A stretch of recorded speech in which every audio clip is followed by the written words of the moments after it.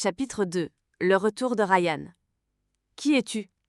Je repris mes esprits et m'éloignai du garçon qui me posait cette question. Et je dis, puis détournai le regard en essayant de trouver mes mots. À en juger par ton apparence, je peux dire que tu ne fais pas partie de nous, dit le garçon. J'essuyai mes larmes, je le fusillai ensuite du regard à cause de sa remarque impolie.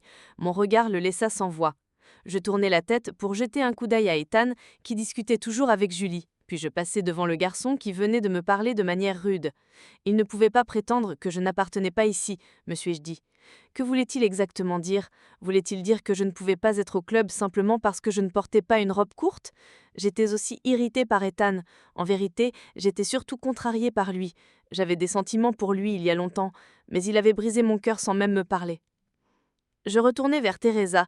Elle regarda attentivement mon visage et me demanda « Qu'est-ce qui s'est passé ?»« Rien », ai-je répondu. « Qu'est-ce que tu veux dire par rien? Ethan l'a-t-il pas quitté il y a besoin de cela? Pourquoi est-il avec elle maintenant? Ou est-ce que deux parlent juste de choses aléatoires ?»« Quelque chose du genre, ai-je marmonné. Lorsque Teresa et moi entendîmes la voix d'un garçon dans les haut-parleurs, tout le monde se mit à applaudir pour un truc. Teresa et moi tournâmes notre attention vers la piste de danse où un élève de dernière année tenait un microphone. Mesdames et messieurs, faisons connaissance avec le célibataire le plus éligible qui a attiré l'attention de tous d'un simple regard et dont le style de vie est le rêve de tous les garçons. Il est revenu aujourd'hui vers sa meute et son peuple, et il rejoindra notre école demain afin de faire battre le cœur de toutes les filles. Veuillez accueillir Ryan Everson, ajouta la personne qui tenait le microphone. Tout le monde se mit à applaudir. Je faillis devenir sourde lorsque les filles à côté de moi commencèrent à crier en le voyant. Qu'est-ce qu'il y a de si bien chez ce Ryan Everson, ai-je pensé. Mes yeux s'écarquillèrent lorsque je vis celui qui était Ryan Everson. « C'est lui !» murmurai-je en voyant le garçon contre lequel je venais de me heurter il y a quelques minutes à peine. J'entendis d'autres voix de filles qui disaient « Mon Dieu, il est tellement beau !» D'autres filles disaient « Il est tellement sexy, regardez sa coiffure, il est effectivement venu de l'étranger avec un look éblouissant et un corps bien bâti. On ne peut non plus ignorer son visage époustouflant. » J'avais toujours pensé que seul Ethan pouvait être aussi beau, mais maintenant je peux affirmer que quelqu'un d'autre pouvait être plus beau que lui. Oh, allons, Ethan est plus beau, regardez-le, il sera notre alpha à l'avenir. Ryan ne peut pas avoir l'aura qu'il possède. Et j'ai entendu que Ryan est un séducteur, il aime seulement jouer avec les filles. Les deux frères sont totalement opposés l'un à l'autre. Il y avait tellement de disputes ici et là entre les filles concernant Ryan, tandis que les garçons semblaient envieux en le regardant. Cela devait être à cause de son mode de vie insouciante. Teresa se tourna vers moi puis dit « Je peux affirmer qu'un nouvel imbécile a rejoint notre école. » Je la regardai puis souris. « Pourquoi ?»« Regarde ce jeune homme, son frère ne suffisait pas à causer un drama ? Maintenant qu'il va rejoindre notre école, nous pouvons nous attendre à ce que plus de filles se bagarrent pour les deux. Je crois que nos élèves regardent trop de séries de dramas scolaires, par conséquent, ils imitent telles histoires pour vivre des dramas dans la réalité. » Je jetai un coup d'œil vers Ryan qui venait d'ouvrir une bouteille de champagne. Ensuite, tout le monde approcha ses verres de lui. « Une chose que je dois t'avouer, dit Teresa. »« Quoi ?» demandai-je.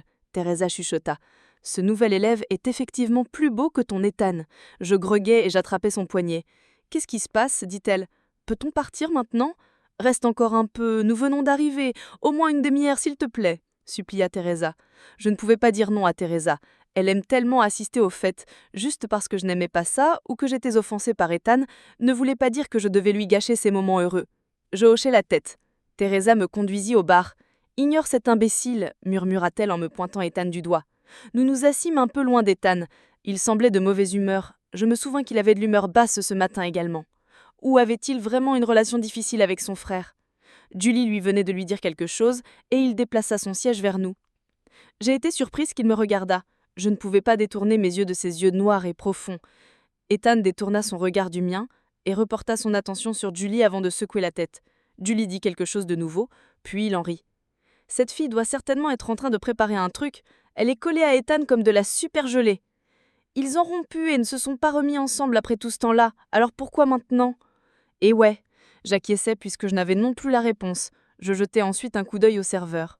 « Que voulez-vous boire, mademoiselle ? » « De l'eau, » ai-je répondu. « Êtes-vous sûre ? » ?»« Oui, dis-je encore. Très bien. » Teresa commanda une bière et le serveur me remit mon verre d'eau. Je n'aimais pas boire d'alcool. Ce n'était pas comme si mes parents me réprimandaient pour cela, mais je n'aimais pas ça personnellement. La musique forte commençait à faire tourner la tête des gens. Les gens se mirent à danser comme jamais auparavant. Il y avait beaucoup de garçons et de filles qui consommaient de l'alcool. Certains commencèrent à s'embrasser comme si c'était l'endroit idéal pour cela. Teresa me présenta deux filles nommées Lily et Elisa. Elles étaient un peu du genre de Teresa, fille joyeuse. Teresa me poussa ensuite à les rejoindre sur la piste de danse, mais je refusai. Je lui assurai qu'elle pouvait les rejoindre si elle le désirait et que j'attendrais patiemment ici son retour. Elle était d'abord inquiète, mais Liseux la persuada que je serais bien assise là. Je pouvais voir Teresa danser sur la piste de danse. À la fête, Teresa s'amusait beaucoup. Je souriais en la voyant s'émerveiller et se trémousser à la musique. Je commençais à m'ennuyer après quelques minutes. Je sortis donc mon téléphone de mon petit sac et découvris 5 appels manqués. Merde! Je me suis réprimandée en voyant les appels manqués provenant du numéro de téléphone de mon père. Teresa, qui dansait, attira mon attention. Je ne voulais pas la déranger. Je m'éloignai à la recherche d'un endroit calme afin de rappeler mon père. Je me dirigeais vers le coin le plus à gauche du club. J'entendais la musique recommencer à s'estomper quand je suis entrée. Mais mes pas se figèrent lorsque je vis un garçon en train de s'embrasser une fille.